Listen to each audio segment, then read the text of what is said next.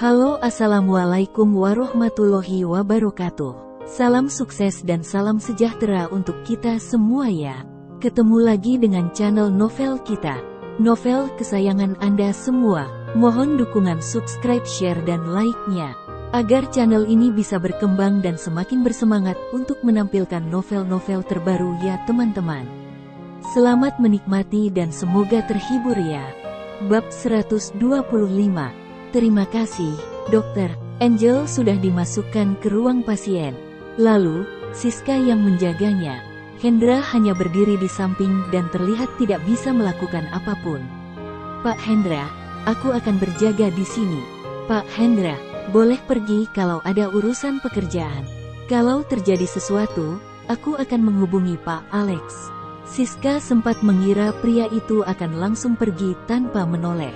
Ternyata, pria itu berjalan ke sofa dan duduk di sana. Dia sama sekali tidak bermaksud meninggalkan tempat itu. Angel adalah putriku. Aku nggak akan meninggalkannya seorang diri di ruang pasien tanpa bertanggung jawab. Bukankah perkataannya ini secara tidak langsung telah memarahi Siska? Siska lantas menggigit bibirnya. Wanita itu merasa lebih baik dia menjelaskannya. Waktu itu aku nggak bisa kerja gara-gara Pak Hendra. Nggak ada perusahaan yang bersedia mempekerjakanku. Jadi, aku terpaksa melakukan pekerjaan paruh waktu di malam hari. Kalau bukan karena dipaksa keadaan, aku nggak mungkin membiarkan Angel sendirian di rumah sakit. Kamu menyalahkanku karena aku menyulitkanmu dalam bekerja? Bukan itu maksudku. Aku nggak ingin berdalih. Aku hanya ingin menjelaskan situasinya. Akhirnya malah jadi dia yang salah. Kedua orang dewasa itu tetap berada di kamar pasien dan menjaga seorang anak kecil yang masih belum tersadar. Mereka berdua bersikap dingin satu sama lain dan tidak bicara selama setengah jam. Alex merasa situasi di sini benar-benar aneh. Pria itu pun memaksakan dirinya untuk memecah ketegangan dengan berkata, Pak Hendra, Nona Siska, tadi siang kalian belum makan. Sekarang sudah sore. Kalian pasti sudah lapar, bukan? Aku akan pergi membelikan makanan untuk kalian. Siska takut Alex pergi dan meninggalkannya sendirian bersama dengan Hendra. Kalau seperti itu, situasinya akan sangat canggung. Dia pun segera berkata, aku nggak lapar. Selesai mengatakannya, perutnya tiba-tiba saja mengeluarkan bunyi keroncongan. Siska pun merasa tidak enak hati. Perutnya benar-benar tidak memberinya muka. Hendra langsung bangkit dan berkata pada Alex, ayo kita pergi bersama. Oh, baiklah. Hendra dan Alex pun meninggalkan ruang pasien. Siska akhirnya bisa bernapas lega.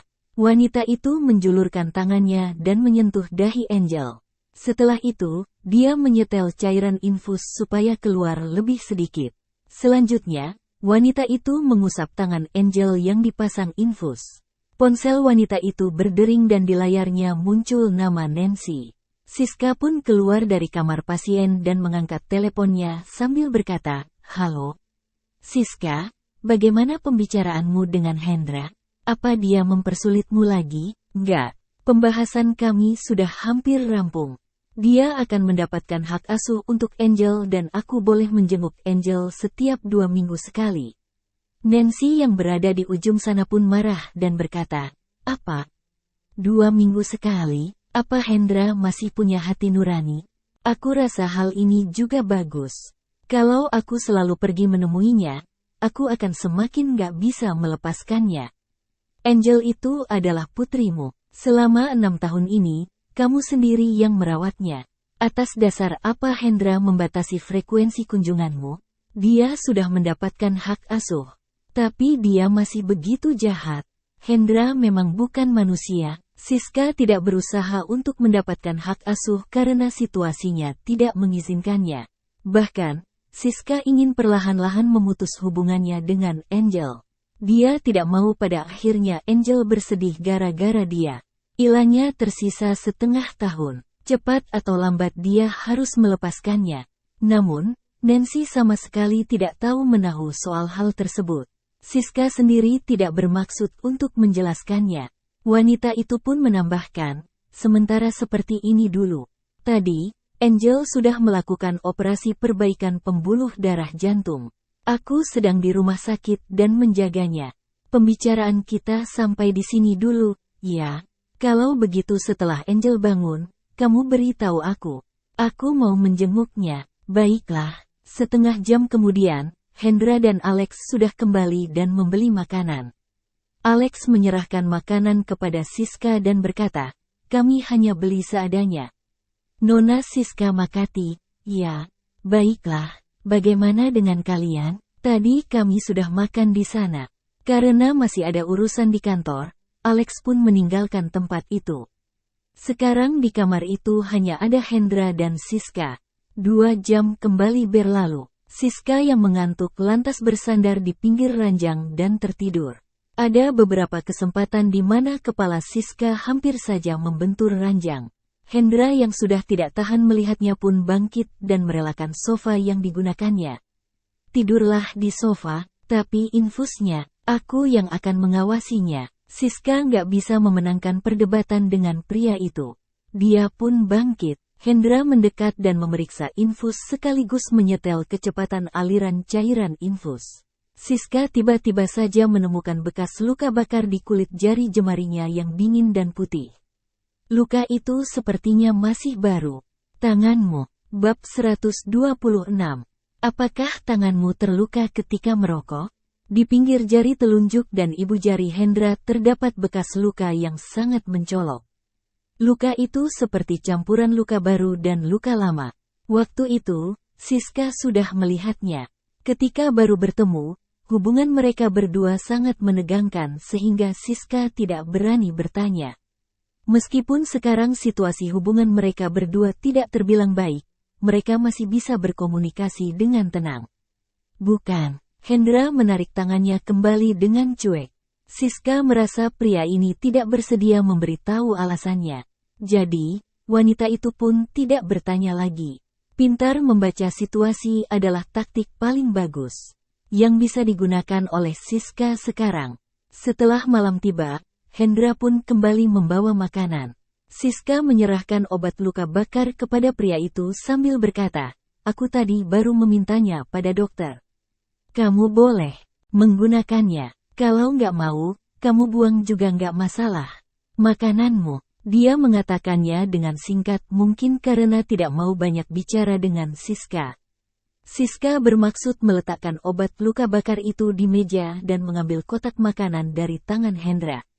Pria itu tiba-tiba saja mengambil obat itu dari tangan Siska. Hendra sudah menerima obat itu. Siska mengambil kotak makanannya dan bertanya, lagi, apa kamu sudah makan? Ya. Pria itu hanya menjawabnya dengan singkat. Setelah itu, dia pun berkata, aku keluar merokok. Hendra dan Siska sudah menjaga Angel semalaman. Pagi keesokan harinya, ketika Angel terbangun, dia melihat tatapan penuh perhatian kedua orang itu. Bibir kecilnya pun bergerak. Siska menjulurkan tangannya dan menyentuh dahi Angel sambil bertanya, Angel, apakah kamu merasa gak nyaman? Gadis kecil itu menggelengkan kepalanya. Karena baru bangun, suaranya itu terdengar serak. Ibu, ayah, apa kalian gak bisa bercerai? Gadis kecil yang baru sadar itu langsung mengkhawatirkan masalah orang dewasa. Siska merasa menyesal dan berkata, Angel, kamu baru menjalani operasi perbaikan pembuluh darah jantung. Kamu harus beristirahat. Aku dan ayah, sekarang gak akan meninggalkanmu. Kami akan terus menemanimu. Benarkah? Setelah aku sembuh, apa kalian akan terus menemaniku? Bola mata hitam gadis kecil itu menatap ke arah Hendra dengan tatapan tidak percaya. Mata yang jernih itu memperlihatkan harapan dan penantian yang sangat jelas. Tatapan itu telah memberikan pukulan pada bagian paling lemah di hati Hendra. Saat itu, Hendra tiba-tiba tidak tahu harus mengatakan apa. Meninggalkanku, bukan? Kamu akan bersama dengan aku dan ibu selama-lamanya, bukan? Pria itu sampai terdiam selama beberapa detik. Siska segera berkata, Angel baru bangun. Kamu pergi dan panggilkan dokter sebentar. Biar dokter bisa memeriksa keadaannya. Ya, Hendra berhasil mengelak berkat bantuan Siska.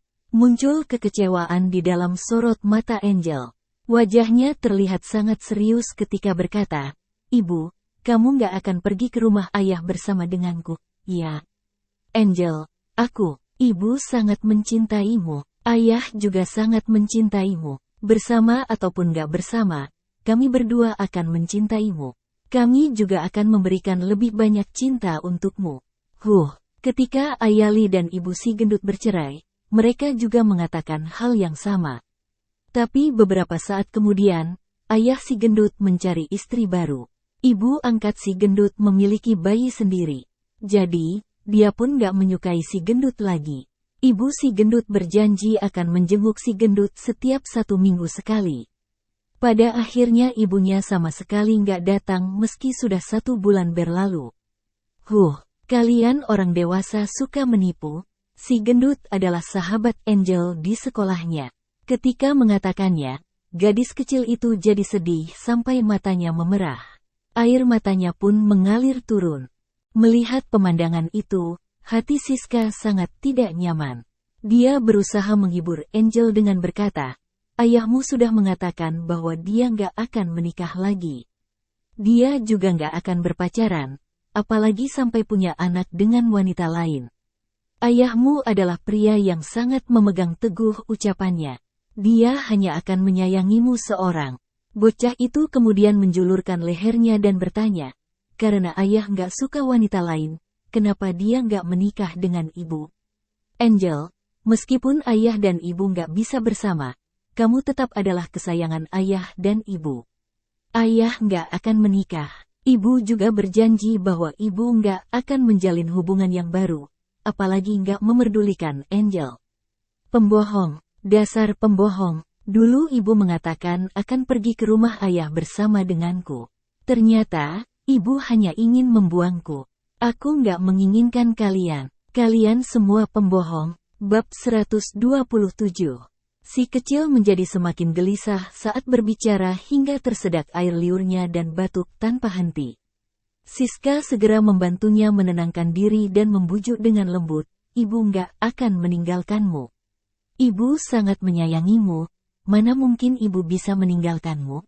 Angel, ibu bersalah padamu. Tolong jangan membicarakan ini lagi, oke?" Hendra berjalan masuk dari luar bangsal. "Aku dan ibumu akan selalu bersamamu." Suara tenang dan tegas pria itu bagaikan obat penenang.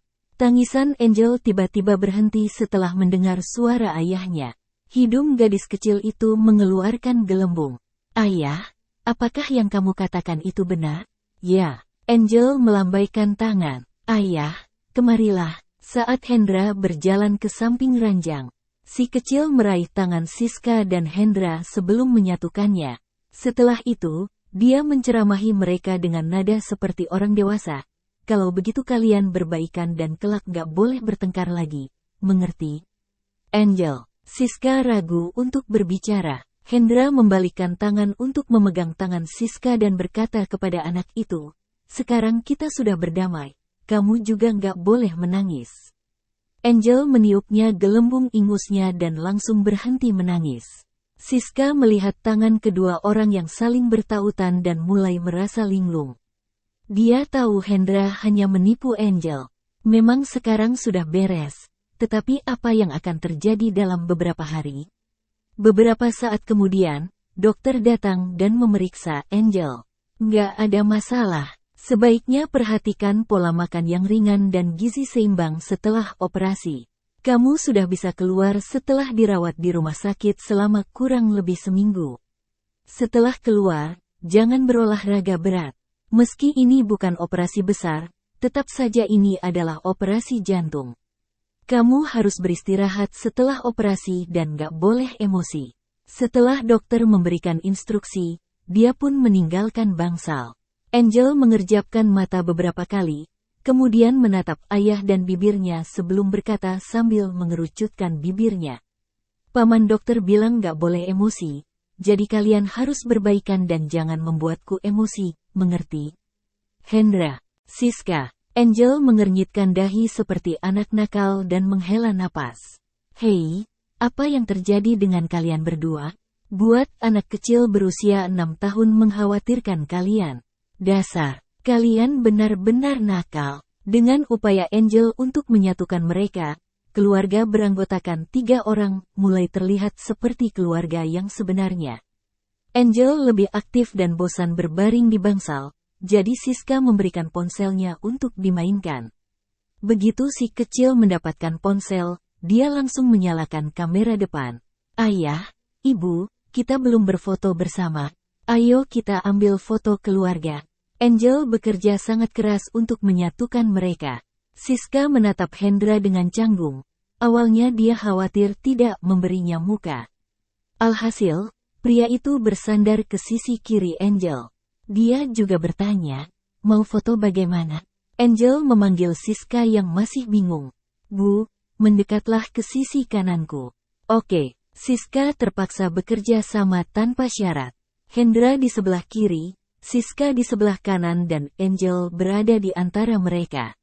Si kecil membalikkan ponsel ke samping karena tangannya terlalu kecil dan tidak bisa memegangnya dengan satu tangan, jadi dia meminta bantuan Hendra. Ayah, pegang ponselnya, aku mau membuat huruf V dengan jari. Hendra disuruh oleh seorang anak berusia 6 tahun.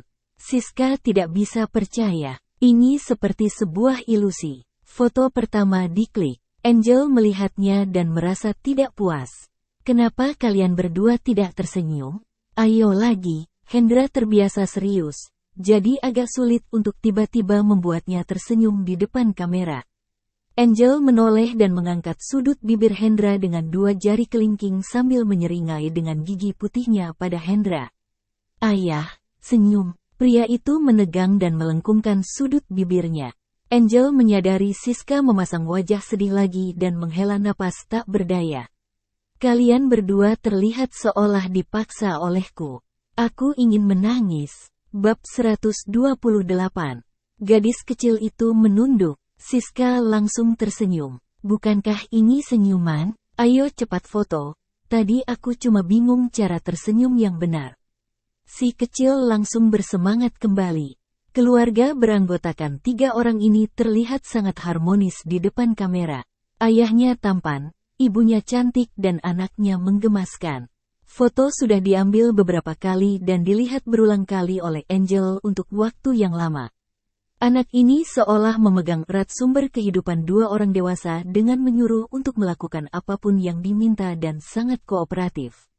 Setelah bertahan sepanjang sore, di malam hari, Siska memberi makan Angel puding telur dan bubur gandum. Karena masih ada nutrisi di perut, Angel tidak merasa lapar dan tidak makan banyak. Setelah makan, Angel menepuk sisi lain ranjang rumah sakit. Ayah, kemarilah juga, aku mengantuk. Tolong ceritakan cerita pengantar tidur untukku. Hendra duduk di sebelah dan bersandar di pelukan Angel. Cerita pengantar tidur apa yang ingin kamu dengar? Gadis kecil itu berkata dengan manis, aku suka mendengarkan semua cerita ayah. Hendra terkekeh, kalau begitu biarkan aku menceritakan sebuah lelucon padamu. Mata Angel membelalak dengan tidak percaya. Ayah, ternyata ayah juga bisa menceritakan lelucon? Hendra terlihat serius dan dingin bunga seperti di pegunungan. Dia sama sekali tidak terlihat seperti orang yang suka bercanda. Suatu hari, sang putri diculik oleh iblis besar. Iblis besar berkata, "Nggak peduli seberapa keras kamu berteriak sampai tenggorokanmu putus, nggak ada yang akan datang untuk menyelamatkanmu." Sang putri pun berteriak, "Tenggorokanmu putus, tenggorokanmu putus." Nggak ada yang bilang putri, "Aku datang menyelamatkanmu." Setelah mengatakan itu, Hendra menundukkan kepalanya untuk melihat wajah bingung si kecil. Nggak lucu, pria itu bertanya dengan serius. 3 burung gagak terbang di atas kepala Angel, cuit, cuit, cuit. Sesaat kemudian, si kecil tertawa terbahak-bahak. Hahaha, ayah, ceritamu lucu sekali, tapi terlalu ketus. Siska di samping tidak bisa menahan tawa. Dia juga mendengar lelucon yang diceritakan oleh Hendra. Saat itu, reaksinya sama persis dengan reaksi Angel. Bu, menurutmu itu lucu juga? Siska menahan tawanya. Ya, Itu lucu, tapi ketus sekali. Angel menyemangati, ayah, kamu hebat sekali bisa menceritakan lelucon lucu. Leluconmu lucu sekali. Nanti orang tua harus tampil pada kegiatan orang tua anak berikutnya. Ayah, kamu bisa menceritakan lelucon lucu dan mereka pasti akan terhibur olehmu. Karena ekspresi Angel terlalu serius dan tulus, Hendra pun percaya. Begitu lucu, si kecil mengangguk penuh semangat. Karena kamu benar-benar ketus. Puff, Siska tertawa. Pria itu menatap Siska dengan tatapan kelam. Siska langsung berhenti tertawa. Angel, berhentilah menggoda ayah.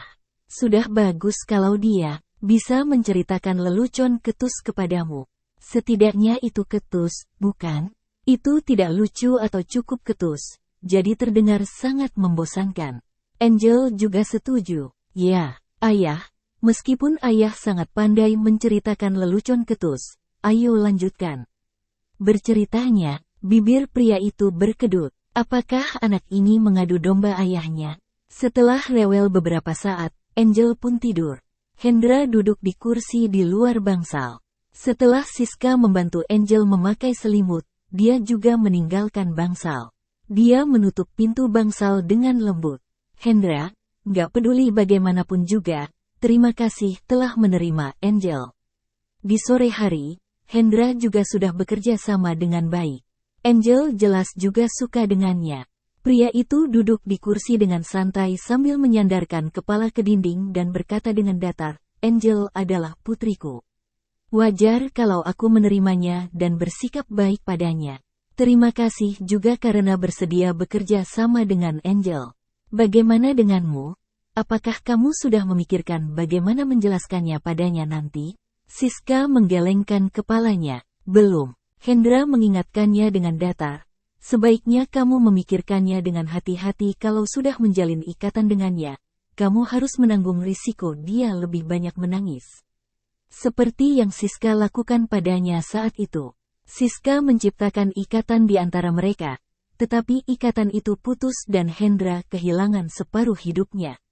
Semakin indah kenangannya rasanya semakin memilukan. Daripada begini, lebih baik tidak perlu bahagia sejak awal. Hendra berdiri dan berjalan ke dalam bangsal lagi melewati Siska. Bab 129. Siska berdiri di luar pintu dan menenangkan diri untuk waktu yang lama. Dia tidak berani memikirkan apa yang akan terjadi.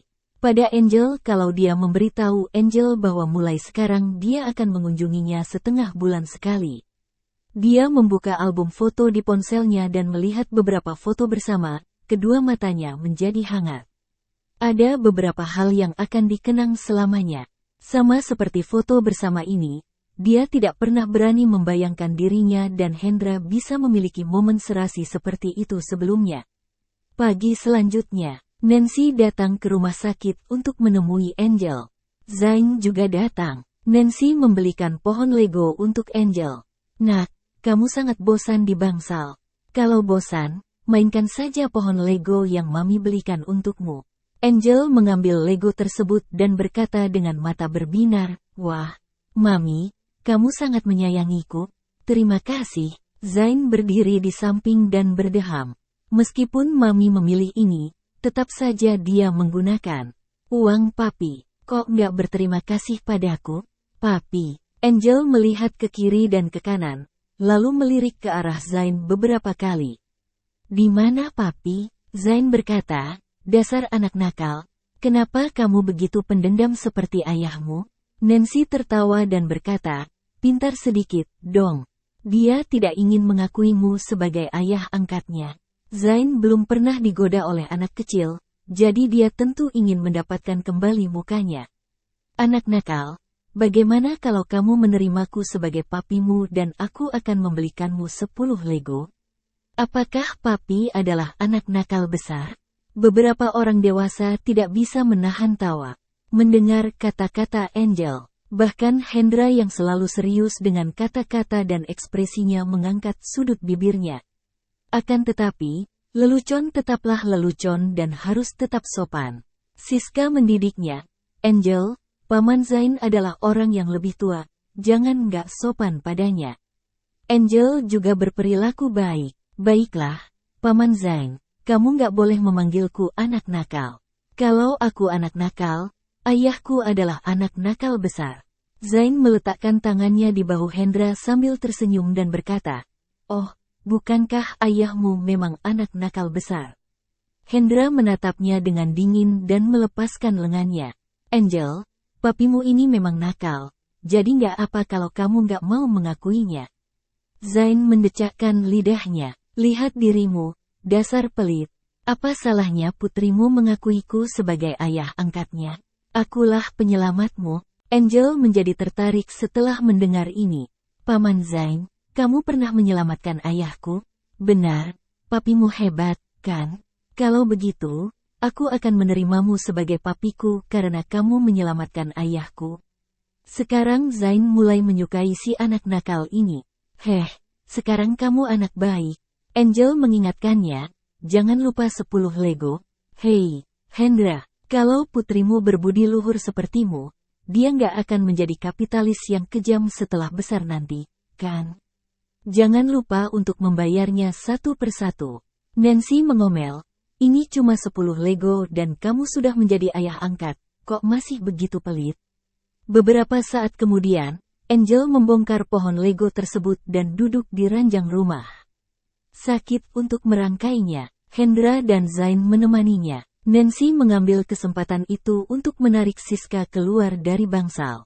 Di luar bangsal, Nancy bertanya pada Siska, "Apakah kamu benar-benar memutuskan untuk menyerahkan Angel kepada Hendra?" "Ya, Angel akan lebih bahagia kalau ikut Hendra. Dia pasti akan menderita kalau ikut denganku. Bagaimana dengan Angel? Apakah dia mau?" Siska tertawa. "Aku belum berani memberitahunya. Sekarang aku sudah memutuskan untuk menyerahkannya pada Hendra, bukan berarti aku nggak bisa bertemu dengannya lagi. Tapi aku masih merasa sedih setengah mati." "Nancy, coba katakan, seberapa sedihnya aku dan Angel saat hari perpisahan tiba?" Nancy memeluknya dan berkata, "Bagaimana kalau kamu dan Hendra coba mendiskusikannya lagi? Mungkin kalian berdua bisa berdamai." "Apakah berdamai berarti bersatu kembali? Aku tidak berani mengharapkan ini." Dia melirik ke arah bangsal. Hendra membantu Angel membuat Lego dengan sabar seperti seorang ayah yang penuh kasih. Kedua mata Siska memerah. Dia tersenyum pahit dan berkata, "Betapa bahagianya Angel kalau saja beberapa hari ini nyata. Akan tetapi, tidak peduli sebahagia apapun dia sekarang, kelak dia pasti akan sangat bersedih."